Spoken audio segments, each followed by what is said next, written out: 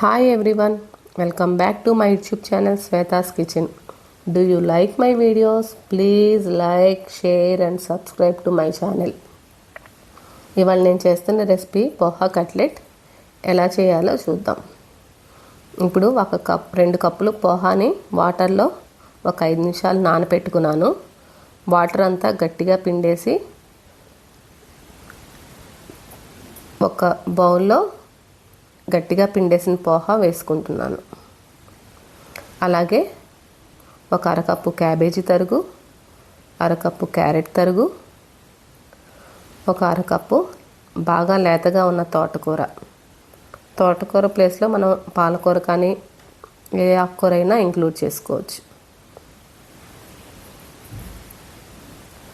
అలాగే ఒక చిన్న సైజు 2 బంగాళదుంపల్ని ఉడకపెట్టుకొని మ్యాష్ చేసుకున్న ముద్ద,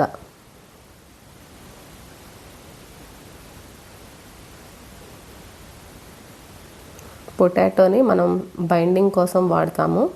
దీంట్లో నేను శనగపిండి కానీ కార్న్ఫ్లోర్ కానీ బియ్యపిండి కానీ ఏమీ వాడట్లేదు. అలాగే కొంచెం కొత్తిమీర,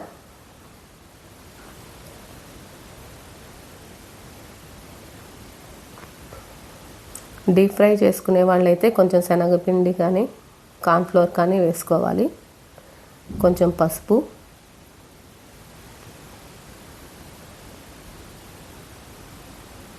కొంచెం తగినంత ఉప్పు,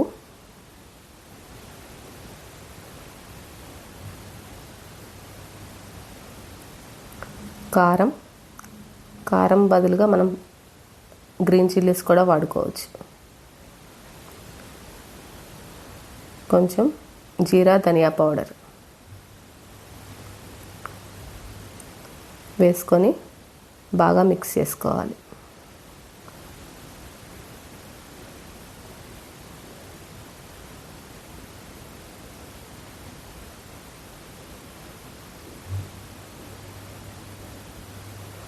దీంట్లో మనం విడిగా వాటర్ ఏమీ యాడ్ చేయము. ఇప్పుడు కలుపుకున్న పిండిని మనం చిన్న చిన్న కట్లెట్స్ లాగా చేత్తో అద్దుకొని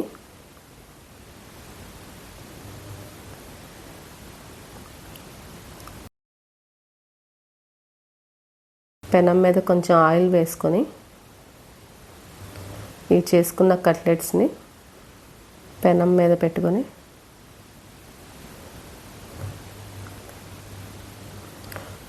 లో ఫ్లేమ్లో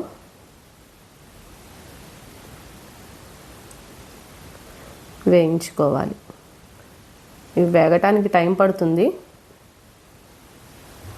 లో ఫ్లేమ్లోనే వేయించుకోవాలి. హైలో పెడితే మళ్ళీ లోపల సరిగ్గా కుక్ అవ్వదు. సిమ్లో పెట్టుకొని వేయించుకోవాలి. డీప్ ఫ్రై చేసుకునే వాళ్ళైతే కార్న్ఫ్లోర్ యాడ్ చేసుకోవాలి. అంతే, వేడివేడి పోహా కట్లెట్ రెడీ. నా వీడియోస్ కనుక మీకు నచ్చితే లైక్ చేయండి, షేర్ చేయండి, సబ్స్క్రైబ్ చేయండి. పక్కనే బెల్ ఉంటుంది, క్లిక్ చేయండి. నేను వీడియో పెట్టగానే నోటిఫికేషన్స్ మీకు వస్తాయి. Thanks for watching.